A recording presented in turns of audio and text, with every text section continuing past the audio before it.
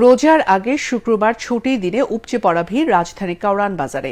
ক্রেতাদের অভিযোগ, রোজাকে সামনে রেখে আরেক দফা বেড়েছে নিত্যপণ্যের দাম বেশি ইফতার উপকরণ সহ মাছ, মাংস ও সবজি। 10 থেকে 20 টাকা বেড়েছে প্রায় সব ধরনের সবজির দাম। কেজি প্রতি 20 টাকা বেড়েছে ব্রয়লার ও সোনালী মুরগির। মাছের বাজারও অনেকটা চড়া। তরিক ইসলামের রিপোর্ট। ভিশনের ফুলঝুরি মেগা অফারে ফ্রিজ কিনলেই পাচ্ছেন 16 পিসের আকর্ষণীয় গিফট বক্স একদম ফ্রি। রাজধানীর কাউরান বাজার। সামনে রমজান, তাই বাজার করতে শুক্রবার ছুটির দিনে ক্রেতা সমাগম কিছুটা বেশি। বিশেষ করে রোজায় ক্রেতাদের চাহিদা থাকায় বেগুনের দাম 80 টাকা, 60 টাকার নিচে মিলছে না কোনো ধরনের শসা।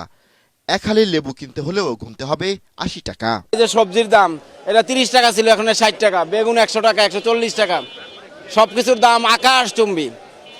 সরকার মনে হয় দেশে কোনো সরকার নাই, কোনো নিয়ম শৃঙ্খলা নাই, কিচ্ছু নাই, শুধু চলতেছে। লেবু ডজন বলতেছে 150 টাকা আছে, 200 টাকা আছে। ক্রেতাদের আগ্রহ বেশি ইফতার উপকরণের প্রতি।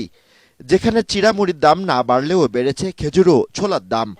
তবে ভোজ্য তেলের সংকট রয়েছে বাজারে, টাকা দিলেও মিলছে না তেল।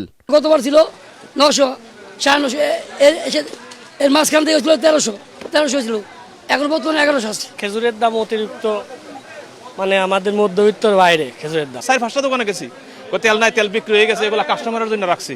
তেল আছে নাই না, দরকার 100 টন, দিছে 5 টন। এই 5 টনের চাহিদা হচ্ছে না। 2 লিটার তেল আছে, এটা 350 টাকা এমআরপি আছে, ওই এমআরপিতেই বিক্রি করতে হইতেছে। প্রশাসন হাল ছাড়ে বইয়ে থাকে, ওদের কোনো দায়িত্ব বলতে কোনো জিনিস নেই, এরকম কোনো জিনিস না। ওরা যদি ঠিকমতো দায়িত্ব পালন করে তাহলে আমার মনে হয় না যে এরকম সিন্ডিকেট থাকতে পারে। একই অবস্থা মুরগির দোকানে। দিনের ব্যবধানে কেজি প্রতি 20 থেকে 25 টাকা বেড়েছে সব ধরনের মুরগির দাম। পাকিস্তানিগুলো আমি 280 টাকা করে কিনি, 280 টাকা, এখন 310 টাকা করে যাচ্ছে নাকি। এটা তো ধরেন আমাদের কালচারের সাথে ইনভলভ হয়ে গেছে, আমরাও অভ্যস্ত হয়ে গেছি, আর ব্যবসায়ীরাও এই সুযোগটা কাজে লাগায়। পিছিয়ে নেই মাছের বাজার। 1 কেজি ওজনের শোল মাছ 800 টাকা ও 600 টাকা কেজি দরে বিক্রি হচ্ছে রুই ও কাতল মাছ। মাছের গেছিলাম বাইমেলো 1200 টাকা, চিংড়ি যেটা নর্মাল এটা 1000 টাকা, আর পাবদা হলো 450। তরিক ইসলাম, এটিএন বাংলা, ঢাকা।